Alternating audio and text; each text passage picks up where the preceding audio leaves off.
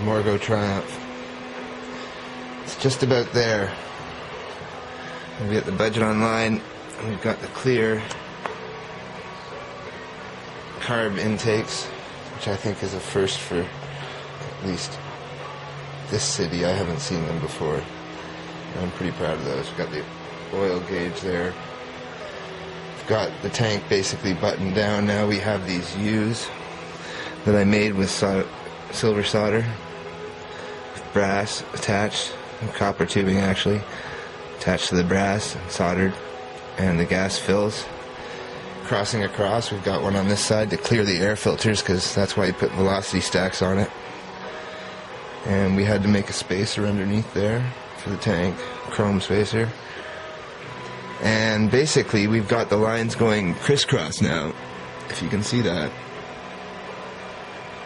Got this one feeding that side, and this one, the other side, feeding this side with a nice bend that doesn't stick out too far. So it feeds this, and then we have the balance pipe in between here. So this is the way it should have been set up originally, but it took a lot of thought to do this, and fabrication of new gas taps, basically. Completely new gas taps. But I'm pretty happy with the gas taps. So we got 2 minutes and 16 seconds left for this update, guys, and this will be going hopefully by the weekend. The chain, I got a serious problem with the rear brake. He used this thin rod, or I don't know what he did with this rod actually, because he used the original Lucas or the original British end adjuster, but when you get to this point on the brake, it starts bending the rod and flexing the rod, and you can see that flex there, which is not really that safe. It just feels squishy, and I don't like the fact that the chain is actually moving, but the wheel's not totally torqued down right now. So I have to solve this problem. This is way too flexy. We're going to have to do something with this rod. At least it'll work great for now, but it doesn't even feel like the brake's working when you push it down to level point with the foot peg. It's quite lame. So this bike will be going, got the new yellow, started airbrushing the new yellow on today. And I'm going to use a glass bead clear coat, which will make it reflective basically. And the yellow is a lot more punchy now than it was before. It's not lemon yellow. This is just a first coat just to check the color. And this is our repaired side here. And it looks pretty good. Below the badges it won't really affect it too much. I mean, the front is done, but you can't see that for the lighting. So both fronts are fixed now. And you can see that this line stands out a bit more. 31 seconds left than this one, but it's not too distinguishable. And this is the reflective part here.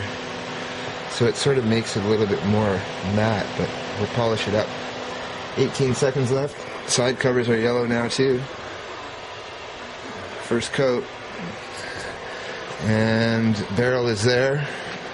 And 8 seconds left. We've got the clutch off, and the clutch looks really nice and clean.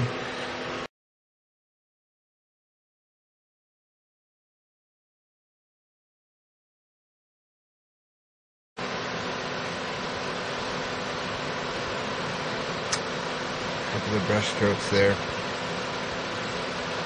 But this is just the first coat, so this is not what I'm going to keep on the bike. But this will be the frame quality, and you can see color of the gas tank in the background there